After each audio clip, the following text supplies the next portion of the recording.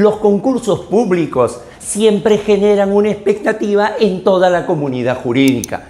Para los profesionales más jóvenes significa el punto de partida de lo que puede ser toda una línea de vida profesional. Para los que ya tienen algunos años en el ejercicio profesional, puede representar que toda esa experiencia, todo ese acervo, todo ese bagaje vayan y lo aporten dentro de la Procuraduría, dentro de la Fiscalía, dentro de la Judicatura, dentro de alguna entidad estatal que pueda significar en adelante, insisto, su línea de vida profesional. Sin embargo, también esto tiene un denominador común, que los exámenes, cualquiera sea la naturaleza o cualquiera sea la institución que los convoca, tiene, insisto, un denominador común, que viene a ser que son exámenes impredecibles. No sabemos lo que va a venir. No es que se mantenga con el tiempo, con los años, una suerte de característica, de temática, no. Si bien es cierto, existe un balotario, el balotario es abierto, el balotario es indeterminado, es una lista de temas que nada nos dice acerca de cuál va a tener prioridad sobre otro, o si es que inclusive el examen se va a dar privilegiando la especialidad o no. Y en este sentido hay dos posibilidades: que al momento de la evaluación se evalúe justamente por nuestra especialidad, sería lo idóneo, donde quiere decir que por lo menos el 50% del examen va a versar sobre la temática familiar, la civil, la comercial, la penal, la laboral, dependiendo nuestra especialidad. Y el otro 50% debe ir repartido entre los temas que no son de especialidad, pero que hoy día son transversales, son contemporáneos, y la temática general. Esto es toda la parte referente al derecho constitucional, al derecho procesal, a la argumentación jurídica, al derecho convencional. Entonces, si es que el examen prioriza el tema de la especialidad, bueno, pues van a entrar en competencia todos los que tengan la especialidad, de tal manera que muy poca seguramente va a ser la diferencia que marquemos, porque así como el postulante tiene su especialidad, lo tienen muchos que están detrás, digamos, del mismo objetivo. Y allí, entonces, los temas generales, insisto, constitucional, procesal constitucional, teoría general del proceso, argumentación jurídica, derecho internacional de los derechos humanos, es una temática que va a establecer el marcar las diferencias. Y si por el contrario no es un examen donde nos pregunten nuestra especialidad, es un examen genérico, es un examen todista, entonces seguramente antes de conocer lo que está en el lado contrario a nuestra especialidad, si somos civilistas, probablemente tengamos la menor posibilidad de responder preguntas en lo penal y viceversa. Cuando se da eso, también los temas generales son importantes porque son los más cercanos, porque son los que van a servir de soporte probablemente a nuestra especialidad. De toda esa temática general, en esta entrega, EGACAL, Escuela de Derecho, abre sus puertas. Una nueva entrega de Aula Abierta para esta temática general de concursos públicos, y que lo vamos a dedicar a dos especialidades, repito, de aquellas que son denominadas genéricas, especialidades en el sentido de que coadyuvan justamente al sustento, al soporte de cualquier otra disciplina, que son el derecho constitucional y el derecho procesal constitucional. Soy Guido Aguila Grado, si quiere darles la bienvenida a una nueva aula abierta de Tribuna Constitucional. EGACAL, Escuela de Derecho, abre sus puertas para explicar la temática en los exámenes de concursos públicos en Derecho Constitucional y Derecho Procesal Constitucional. Sean todos bienvenidos.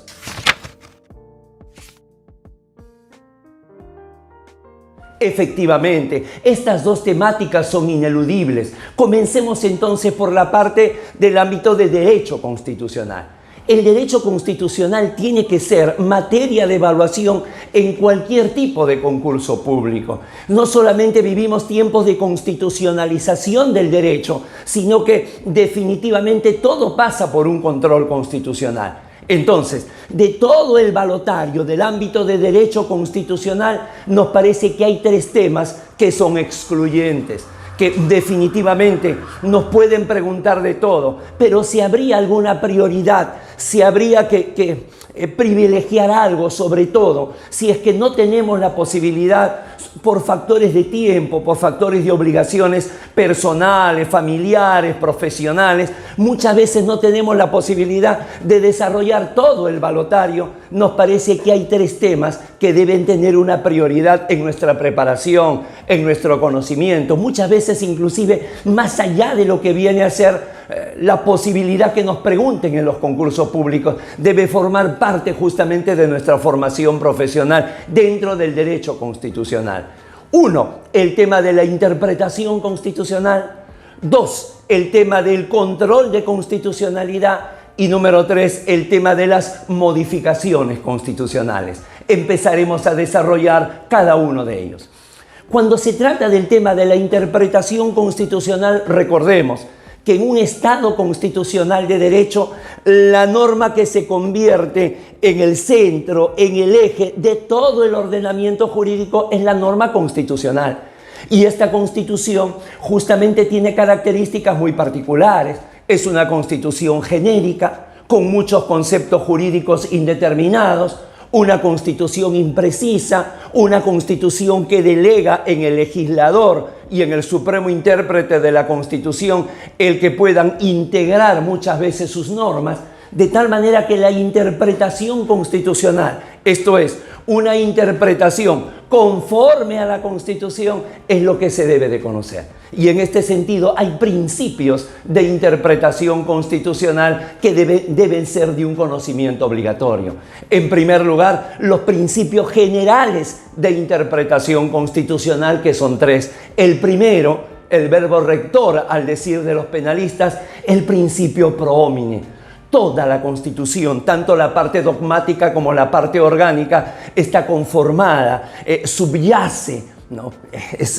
Está presente, se respira este principio pro homine. Nunca va a ser pro stato, siempre va a ser pro homine. El artículo 1 de la Constitución peruana y de muchas constituciones latinoamericanas señalan que la defensa de la persona humana y de su dignidad son el fin supremo de la sociedad y el Estado. Entonces, para que esto no sea un brindis al sol, para que esto no sea retórico, cada artículo de la Constitución y del ordenamiento jurídico tienen que apuntar hacia la protección de la persona y de su dignidad. Por lo tanto, el principio pro homine.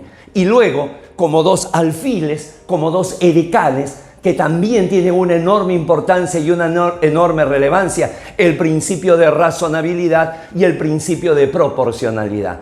El de razonabilidad entendido como la interdicción de la arbitrariedad y el principio de proporcionalidad entendido como la limitación al exceso, sobre todo cuando se dan sanciones, sobre todo cuando se dan restricciones. Es este trípode sobre el que se va a sustentar toda interpretación constitucional. Pro homine, principio de razonabilidad y principio de proporcionalidad, insisto, como principios generales de interpretación. Y luego vienen los principios específicos, esos que ha desarrollado la jurisprudencia constitucional en toda Latinoamérica a través de una doctrina jurisprudencial. En el caso peruano, es la sentencia 58-54 del año 2005, proceso de amparo. El caso Pedro Andrés Lizana Puelles, en el cual también va a convertirse en un precedente constitucional, pero que en doctrina jurisprudencial señala los 5 principios específicos. El primero, el principio de unidad de la Constitución. Los artículos de la Constitución no pueden interpretarse de una manera aislada. Tienen que interpretarse siempre en un sentido de que la Constitución es un monolito, de que la Constitución es una unidad. En segundo lugar, el principio de concordancia práctica. Probablemente vamos a encontrar en nuestras constituciones artículos entre los cuales haya una aparente tensión, entre los cuales hay un aparente desencuentro, una colisión. Nunca va a ser así. Cuando se da allí, lo que se tiene que hacer es buscar entre ellos esa concordancia práctica, buscar una complementación, buscar que justamente uno sea la generalidad y el otro la excepción, o que uno sea la norma y que la excepción confirme esa regla. En tercer lugar, el principio de corrección funcional. Esto es que en cada interpretación constitucional que se establezca sobre diferentes instituciones, sobre diferentes funcionarios, se les atribuya exactamente las competencias y funciones que establece el texto constitucional. Cuarto, el principio de integración. Integración en el sentido de completar.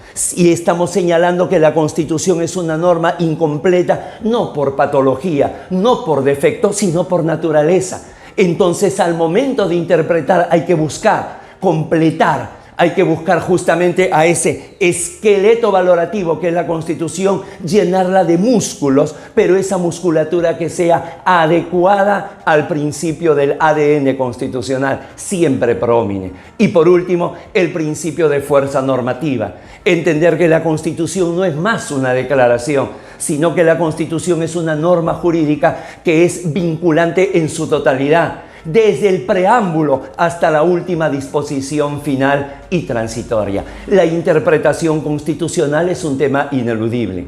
En segundo lugar, el control de constitucionalidad.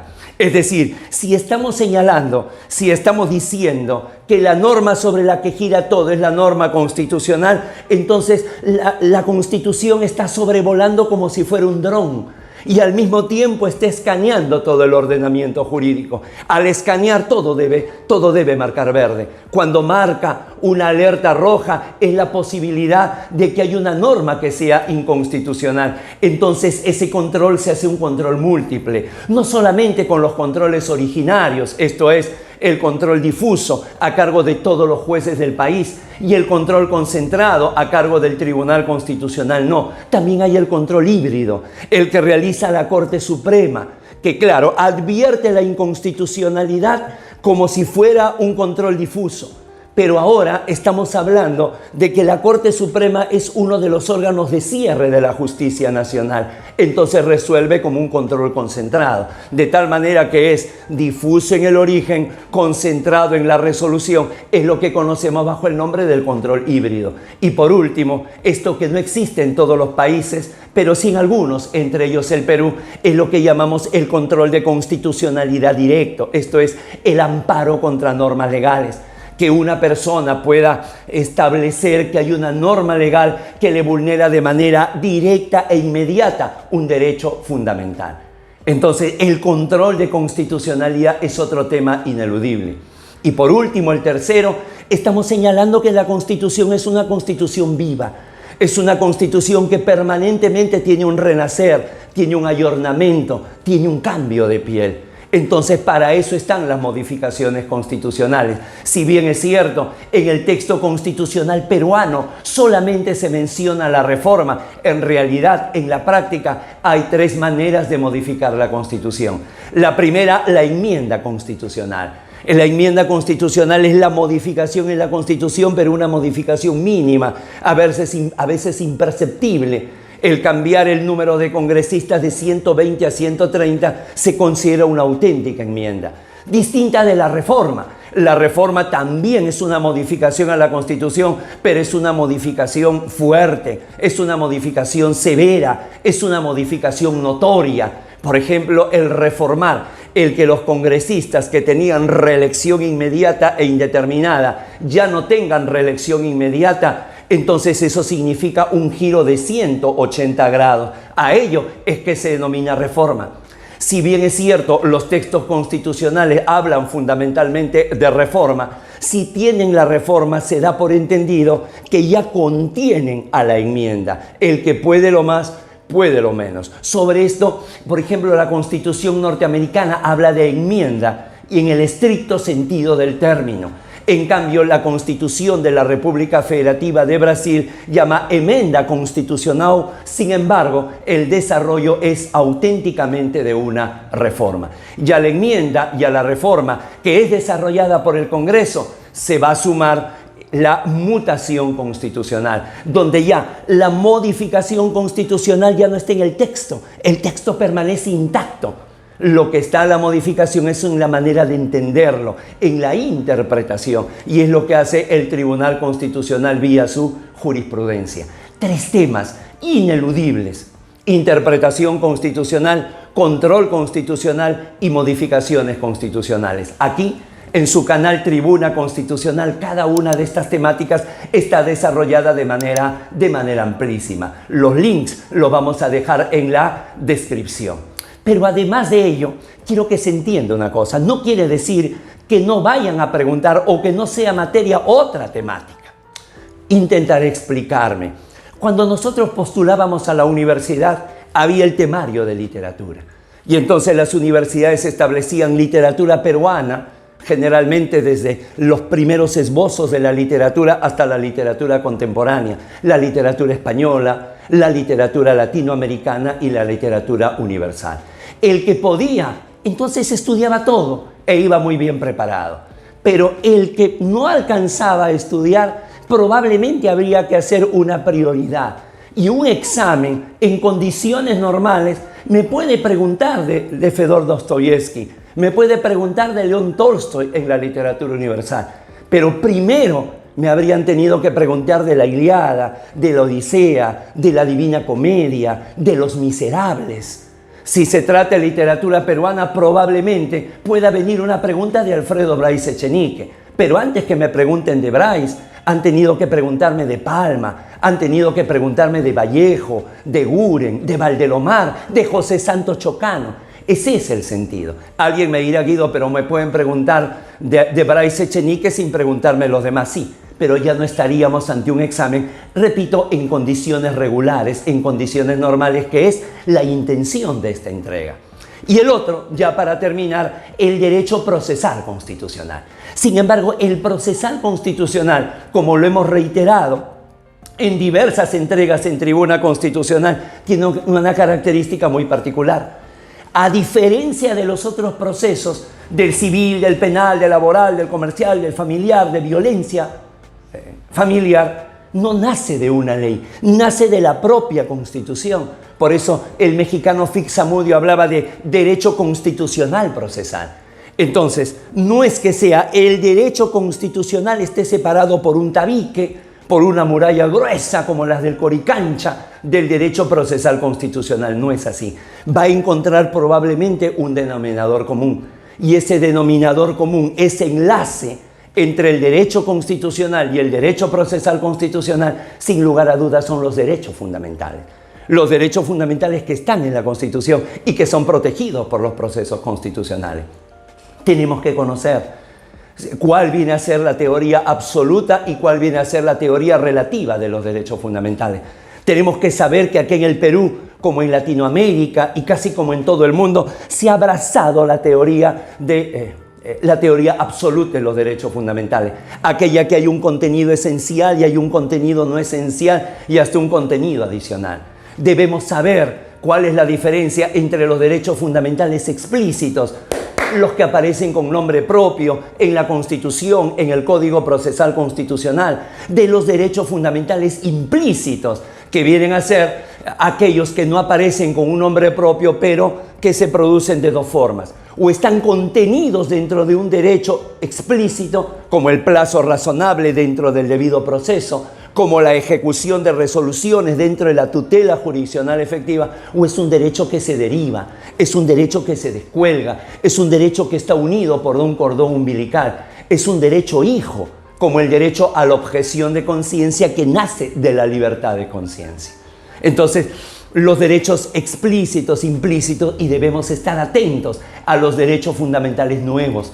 Aquí en Tribuna Constitucional tenemos una sección flash jurídico, porque es en las diferentes cortes constitucionales de otros países donde surgen muchas veces derechos fundamentales nuevos. Alguien me puede decir, mira Guido, pero se trata de otros países. No. Justamente estos derechos fundamentales a nivel internacional se llaman derechos humanos, son los mismos, pero tienen otra nomenclatura, porque no se da por la nacionalidad, no, se obtienen por la propia naturaleza humana. Entonces, esto de los derechos fundamentales, repito, viene a ser el puente que une el derecho constitucional con el derecho procesal constitucional. Y ya para terminar, el derecho procesal constitucional en sí. ¿Cuál es la temática que ineludiblemente debemos prepararnos? ¿Cuál es lo que tenemos que priorizar? Dos cosas. Número uno, el Código Procesal Constitucional. No solamente porque en el Perú es uno de los poquísimos países que tiene una normatividad procesal constitucional autónoma, especializada, sino porque además es del año 2021. Es decir, es un código relativamente reciente. Entonces no podemos de perder de vista cuál es el cambio con respecto al Código Procesal Constitucional del 2004 y sobre todo que en octubre del año 2022 ha sufrido algunas modificatorias. Entonces sus alcances más importantes, el Código Procesal Constitucional, por ejemplo, en su título preliminar ha regulado el amicus curiae. En su título preliminar ha establecido por primera vez que para que un precedente sea tal debe ser mayoría calificada, 5 votos de 7. Ha regulado cosas tan importantes que definitivamente las tenemos que conocer. Y por último, los dos procesos de tutela de derechos por excelencia, el habeas corpus y el amparo. Insisto, no es que no nos puedan preguntar del habeas data, de cumplimiento. También son procesos importantes y probablemente nos pregunten. El gran tema es que lo normal es que si nos van a preguntar de ello, antes tienen que preguntarnos del habeas corpus y del amparo.